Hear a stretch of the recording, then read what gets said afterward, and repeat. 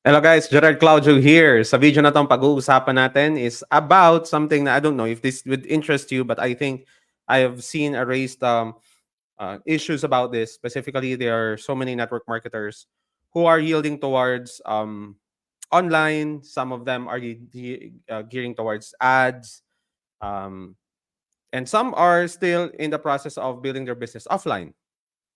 Now, the question there is, even people that say, ito automated to automated. Yan, yung mga ganung mga terminologies. No? So, yun yung di-discuss ko. And I'm going to tell this on my own personal opinion about it. And I hope you get something from this, no? So that may isip rin natin, aha, tama no? It makes sense. Na all of these things are amazing. All of these things are tools. Pero let's put it in perspective. Is it really ads only? Or mag-organic ba ako? Mag-online ba ako? Mag-offline ba ako? Automated ba? Zoom? Or manual? Mano-mano? Alam mo yun, these are the questions that people usually ask. No? Specifically, I have this one guy, nag-message siya, sabi niya, ano old school network marketer ka? And I was like, how did you say old school network marketer? Specifically, yung course na offer ko, he said old school daw. And when I was scanning the profile, because out of curiosity, I was scanning the profile, and he joined a company na ang tagline kasi ng company nila, they are revolutionary. Ganun yung tagline. And mind you guys, this is no offense ha. They have to understand na lahat ng mga networking companies, I think all, sinasabi nila na revolutionary yung company nila. Okay, you get my point? Like, everybody say that they're revolutionary. It's not something new. In short, gusto ko lang sabihin na hindi siya bago. Tama? And I think the ways and the means that they're doing the presentations are more on landing pages. Di ba? Parang ganun yung ginagawa nila. Nag-landing page sila instead of really doing setting up na mag-face-to-face a presentation or Zoom na presentation. So they're saying that I'm an old school network marketer because they're doing landing pages. So, I have my landing page as well.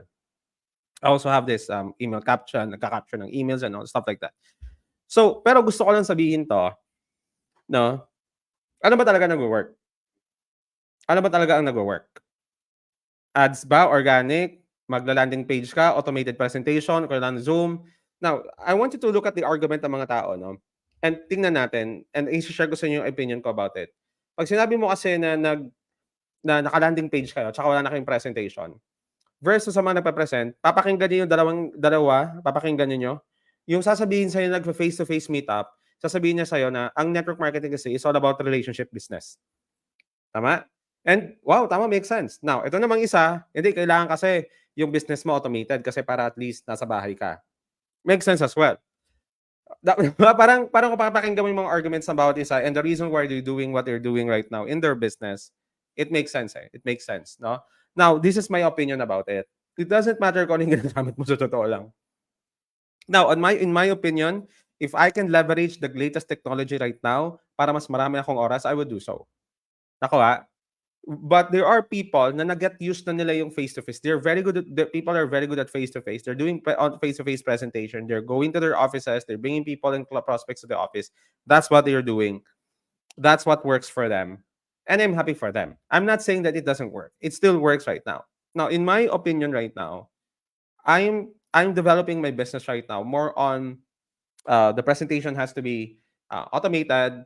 The onboarding system has to be automated because ang competition natin guys, hindi yung network marketing company versus another network marketing company. Ang pinaglalaban natin dito, personally sa akin in my opinion, network marketing and versus any other opportunity. So yun yung side ko about it. Yet, nevertheless, regardless of how you acquire your prospects, regardless of how you generate leads, regardless of how you do your presentation, tama, if na-expert ka na dun sa part na yon, you just give your best into that. Yun yung akin. Okay? So I'm not gonna go out there and say bad words about other companies o yung ibang mga kumpanya, sabi na, pangit kayo, old school network marketer kayo, kami bago. Kasi you would realize na 6 months, 12 months, a year, 5 years from now, will you still say the same thing? Will you still say the same thing? Nakuha niyo ba yung ibig kong sabihin? Right? I hope you're listening to me. As you listen to me, may matututunan kayo, no? So, if you find value into this, click mo yung heart dyan. Drop mo dyan yung name and location mo para ma-shoutout kita. If pinapanood mo to right now as I'm doing it, type mo dyan live. Kung mamaya mo panonoorin, type mo dyan replay para ma-shoutout kayo. Okay? So, Um, so those people, no, let's talk about acquiring leads. Ano ba yung mas maganda? Nag-ads ka or nag-organic reach ka? So some of you might be thinking, "Diyan, ano ibig mong sabihin ads or organic reach?" Marami sa inyo nakikinig sa akin right now and you were taught, inaaral ninyo kung paano Facebook ads, tama? And you're doing it, but at the same time, you feel like parang hindi siya akma yung pinapasok mo na ad amount, yung ginagastos mo sa ads versus sa pinapasok mo na income. Tama? Expecting na 'pag nag-ads ako may magjo-join sa akin. So, hindi ka mare-reject, which is rejection free. Yun ang concern ng karamihan, ayaw nare-reject. So, ba't ka magpapa-reject, mag-ads ka. Tama yon. Pero kung yung ads mo hindi siya tama at yung offer mo dun sa ads mo hindi tama, at gaano pa kaganda yung ads mo, kung hindi tama yung offer mo dun, people always bottom line ng offer sa ads, eh. So, that's another skill you need to develop. Naku, organic na pagka-create sa social media is another skills as well. Ano yung skills? Magka-create ka ng content. Okay? So people would follow you and then they would ask you ano yung business mo at some point. So organic yon. Another strategy is face-to-face. Like yung iba naman is nag-house to house, meet up talaga. Each of those strategy and tactics has their own merits. Ibig kong sabihin has their own merits. May mga advantages at saka disadvantages yon. Okay? People often say na mas maganda yung face-to-face kasi nga, again, na-mention ko kanina, you go for mag-ano ka, you build relationship. But then again, ang personal opinion ko about it naman is, tama siya. But, ang pagbe-build mo ng relationship, you don't need to build relationship to every single person, di ba? You build relationship with your team. That's my opinion about it. But then again, when you do organic, you build relationship one-to-many. Ibig sabihin, the more na nagiging okay yung pagka-create mo ng content sa social media, the more that you would attract people na pareho kayo ng wavelength. Kasi yung sinasabi mo, somehow pareho galing sa'yo yun, eh, galing sa puso mo, yung mga topics na gusto mo i-discuss, tama? So gano'n. So these are things. So bakit ko sinasabi sa inyo 'to? If you would market your network marketing company and somehow bash other companies and say, "Well, we are better because this is our strategy and tactic." Uh, I would tell you that I've seen so many people who are building their business really good, super offline. I've seen people who are doing it online good as well. Regardless of what you do, again, do it with the best of your capacity. Do it in the best of your capacity. Okay? So, but kung ako again in doing my business, I want a business kasi na home base. Home base talaga. Yung nasa bahay ka literally, right? Yung magagawa mo yung business mo ng 24/7 generating leads for you 24/7. Yun yung inaaral ko, yun yung ini-improve ko right now. And dina-develop ko. So, there are available tools right now to really build your business. And aralin ang dapat aralin. I-develop ang dapat i-develop. But ito yung isang bagay na realize ko. Even pala automated na pag-setup ng network marketing system mo, kahit pala yung pagka-create mo ng onboarding system, lahat yun guys nanggaling sa face-to-face offline.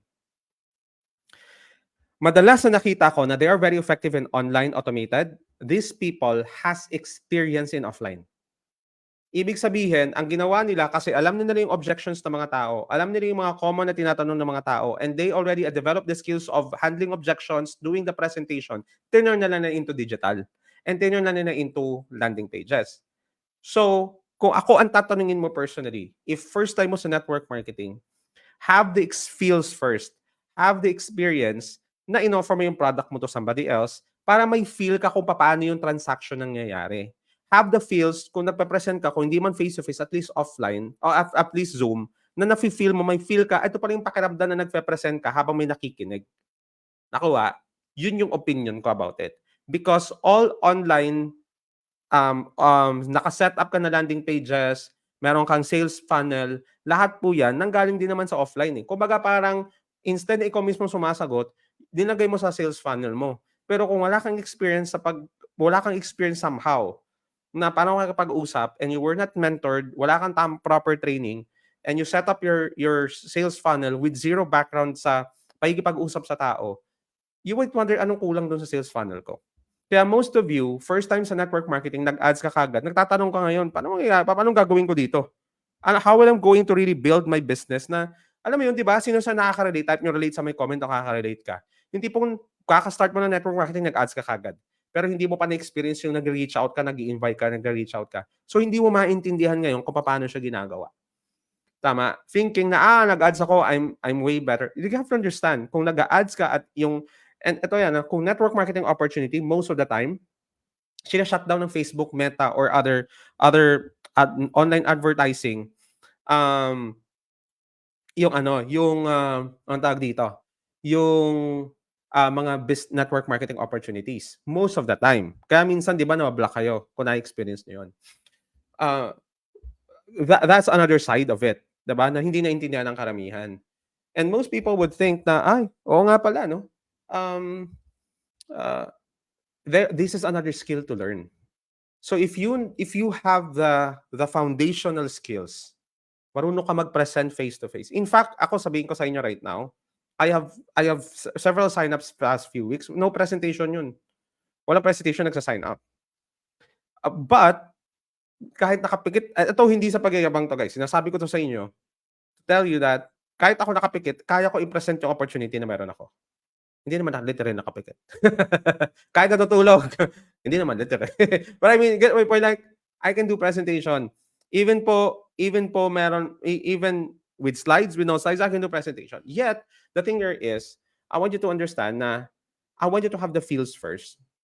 I want you to have the feels na nag-a-approach ka. Kasi 'pag naramdaman mo 'yun at may matututunan ka dun, then you can turn to have your own funnel sa huli. Ito kasi 'yan, ito yung sagot niya, ito yung lalagay mo lang sa funnel mo. Gano'n lang naman kasimple yung funnel, Hindi naman complicated talaga, hindi naman as people thought it's really complex, not complex. Your sales funnel is just series of web pages that people click and they go to another page, and that's what sales funnels is. And then you put an email automation there and they receive emails through follow up. That's what sales funnel is. Pero kung wala ka talagang background kung ano yung paano nagfa-follow up, paano nagco-closing, you might not appreciate it in the first place. Kasi wala tayong concept. Nakuha niyo ba? So, it's not about, magaling kasi itong na-joinan ko na networking kasi puro na kami automation. Pero wala kang background, maniwala ka sa akin, mangangapa ka pa rin. Sino nakaka-relate do'n? Type niyo relate sa may comments. Tama? So, I'm telling you this because I don't know, maybe maybe, um, hindi ito nasabi ng iba sa inyo, pero yun yung sinasabi ko sa inyo right now because, it takes skills to really build a business. Specifically this. And, what's exciting about that is, personally sa akin, I build my business offline and via na alam mo yun, nagme-message tapos mag-meet up. Tagal, how many years kong binuild yun.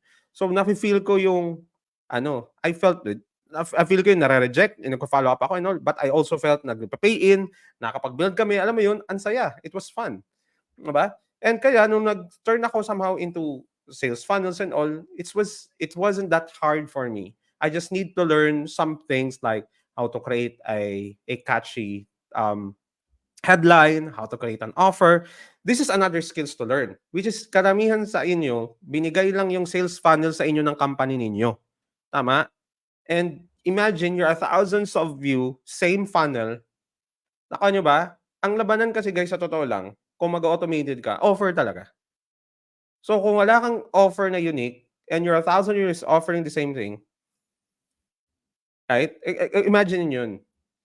So people say, hindi, na-saturated ng market. Hindi saturated ng market. It's just that if you're doing automation or Facebook ads and all, it's the offer that counts. Ano yung offer mo na wala sa offer ng iba? It's another skill you need to consider. Sinasabi ko 'to sa inyo kasi, again, just wanted to say this. I haven't heard someone say this, pero gusto kong sabihin yung gano'n. Again, Sir Gerard, what if hindi talaga ako techie? Papaano 'yan? So, mahuhuli na ako? Hindi. You can build your business face to face. You can build your business through phone call. You can build your business meeting up prospect. You can build that. What is important is every week, every day, meron kang kinakausap about your business opportunity. That's it. Yun siya. If you wanted to do this, Gerald, I'm not really into Facebook ads and all. Walang problema. Excuse me. You wanted to do it face to face? You wanted to do it through presentations? Okay lang. Some of you might be listening to me, may magazine may presentation tool na hard copy ang company niyo, use it. Right? So, ang gusto ko i-point out is, Network marketing is for everybody, regardless if you are doing it online, you're doing it offline. You're doing it automated, you're doing it really personal talaga nakikipag-usap sa tao, personal interaction. Pero even the automation, again, gusto ko lang i-remind as a friendly reminder, even automation and even all this online thing, meron yang principle na galing sa offline. Right? So, something to think about. Gusto kong isipin nyo yun. Okay? Sir, mapag-start po ba ng content like you for business page or profile? Either lang. Either lang, Lem. Business profile or page mo. Either lang. Wala namang problema yun. Kung gusto mo personal page, personal account mo, wala namang problema. Okay lang yun. Okay, ano pa ma-advise mo? Advice ano, Jonathan? About sa ads? About sa ano? If again, if you haven't experienced, have that feel of face-to-face or reaching out really to someone.